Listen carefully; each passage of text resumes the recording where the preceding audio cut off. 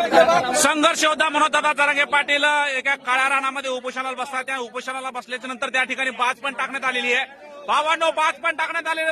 बाजाच्या बाजूला एक गोल रिंगण करण्यात येते. त्या गोल रिंगणामध्ये कोणीही यायचं नाहीये आणि ते स्वतः गोल रिंगण संघर्ष योद्धा मनोजदादा जरांगे पाटील करतायत.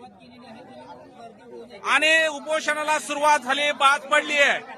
तळपत्या उन्हामध्ये संघर्ष योद्धा मनोजदादा जरांगे पाटील समाजाच्या लेकरांच्या हितासाठी उपोषण करताय.